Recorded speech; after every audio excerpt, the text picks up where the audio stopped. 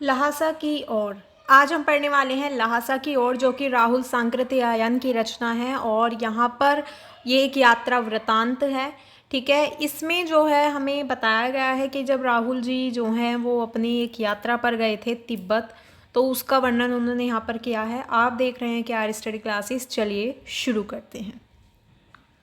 यहाँ पर इस पार्ट में जो राहुल सांकृत्यायन जी हैं, जो लेखक हैं, उन्होंने अपनी पहली तिब्बत यात्रा का वर्णन किया है। और जब उन्होंने सन 1929 से 30 में नेपाल के रास्ते से जब तिब्बत की यात्रा की, तो उसका वर्णन उन्होंने किया है। क्योंकि उस समय जो भारतीय थे उन्हें तिब्बत यात्रा की अनुमति नहीं थी, वे तिब्बत नहीं जा सकते थे, और इसलिए उन्होंने ये यात्रा जो थी वो भिखमंगों के वेश में की थी, यानी कि एक भिखारी के वेश में की थी। ठीक है, लेखक जो हैं उनकी जो यात्रा थी वो बहुत साल पहले हुई थी, जबकि जो फटी कलिडपोड़ है उसका रास्ता नहीं बना था। तो नेपाल से तिब्बत जाने का एक ही रास्ता हुआ करता था, और इस रास्ते पर ही जो नेपाल के लोग हैं और भारत के लोग हैं वो साथ साथ आया जाया करते थे। यहाँ पर ये जो रास्ता है वो व्यापारिक और सैनिक रास्ता भी था, और इसलिए इसे लेखक जो है मुख्य रास्ता बताते हैं। तिब्बत में जो जाति पाति थी, जात पात छुआछूत का सवाल नहीं था, और वहाँ पर जो औरतें हैं वो पर्दा यानी कि जो पल्लू है, घूंघट है, वो भी नहीं किया करती थी।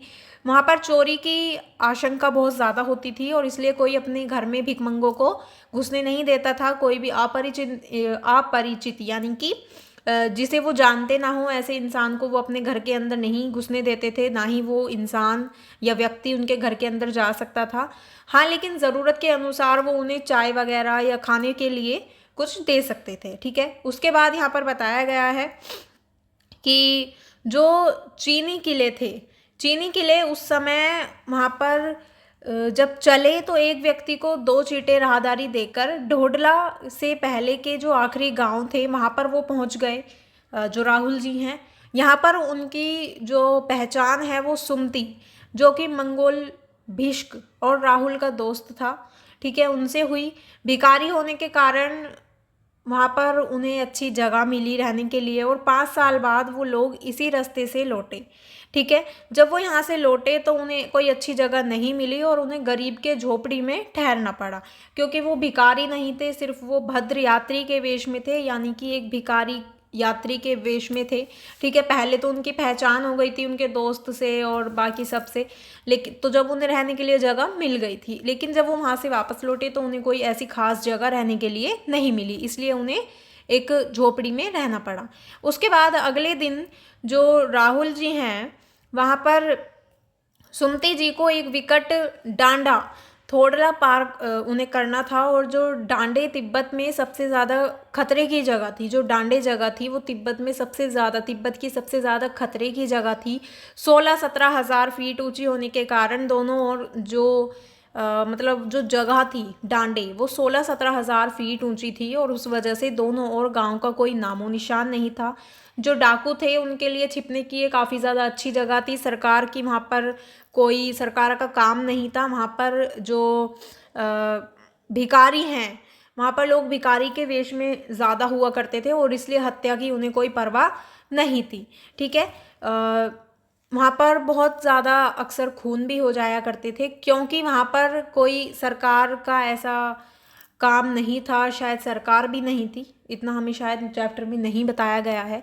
ठीक है, सरकार की नरमी थी, यानी कि सरकार की बहुत ज़्यादा सख्ताई वहाँ पर नहीं थी, क्योंकि बहुत ऊंची जगह पर वो जगह थी, बहुत ऊंचाई थी, तो शायद सरकार भी वहाँ पर नहीं पहुँच पाती थी, या सरकार के जो लोग हैं वो वहाँ तक नहीं पहुँच पाते थे। और वहाँ पर जो है लोगों के पास जो बंदूक हैं, पिस्तौल हैं, वो बिना किसी लाइसेंस के या बिना किसी कागजात के हुआ करती थी। वहाँ पर कोई ऐसा हथियार का कोई कानून नहीं था, इसलिए वहाँ पर लोग अक्सर वहाँ पर जो हैं खून हो जाया करते थे। वहाँ के जो लोग हैं वो भिखारी के वेश में होते थे, इसलिए वहाँ पर हत्या की उन्हें परवाह नहीं थी, लेकिन वहाँ पर उन्हें ऊंचाई का जो डर था वो हमेशा बना रहता था, क्योंकि वो बहुत ज़्यादा ऊंची जगह थी। ठीक है, दूसरे दिन जो डांडे की चढ़ाई है वो उन्होंने घोड़े से करी, और उसके बाद उन्होंने दक्षिण पूरब और बिना बर्फ हरियाली के नंगे पहाड़ भी देखे। उत्तर की ओर उन्होंने पहाड़ों पर कुछ थोड़ी सी बर्फ देखी। उतरते समय जो लेखक का घोड़ा है वो थोड़ा पीछे चलने लगा, और वो बाएं की ओर मुड़ गया। उसे जाना तो शायद दाएं था, लेकिन वो बाएं की ओर मुड़ गया और 1.5 मील आगे चला गया। उसके बाद जब पूछताछ करी तो पूछ कर पता चला कि वो लकडोर का रास्ता था और जो कि दाहिने के तरफ था, जिससे लेखक को देर हो गई थी। जो सुमती है वो नाराज़ हो गए, लेकिन जल्द ही गुस्सा उनका भी ठंडा हो गया था। ठीक है, उसके बाद जो राहुल हैं वो लकडोर में ही एक अच्छी जगह पर ठहरे थे। अब जो हैं वो मिट्टी के मैदान में थे, जो कि पहाड़ों में घिरा एक टापू था, और सामने एक छोटी सी वहाँ पर पहाड़ी भी दिखाई देती थी, जिसका नाम था तिट्टी समाधि गिट्टी। कैसा नाम था, तिट्टी समाधि गिट्टी उसका नाम था। और आसपास के जो गांव थे उनमें सुमती के बहुत परिचित थे, वे उनसे जाकर मिलना चाहते थे, लेकिन जो लेखक हैं उन्होंने मना कर दिया और लहासा पहुंचकर पैसे देने का वादा किया। सुमती जो है वो मान गए, लेकिन उन्होंने आगे बढ़ना शुरू किया। उन्होंने सुबह चलना शुरू नहीं किया था और इसलिए उन्हें कड़ी धूप में आगे बढ़ना पड़ रहा था। वे पीठ पे अपनी चीज़ें लादे और हाथ में डंडा लिए चल रहे थे। उसके बाद जो सुमती हैं वो एक और यजमान से मिलना चाहते थे और इसलिए उन्होंने बहाना बनाकर टोकर विहार की ओर चलने को कहा। तिब्बत की जो ज़मीन थी वहाँ पर छोटे बड़े जागीरदारों के हाथों में वो बटी हुई थी और इन जागीरों का जो बड़ा हिस्सा है वो मठों के हाथ में था। अपनी अपनी जागीर में हर जागीरदार कुछ खेती खुद भी करता था और जिसके लिए वो मजदूर उन्हें बेगार में मिल जाते थे, यानी कि मजदूर भी मिल जाते थे और वो खुद भी खेती किया करते थे। उसके बाद लेखक जो हैं वो लेखक शेखर की खेती के मुखिया भिक्षु नमसे से मिले।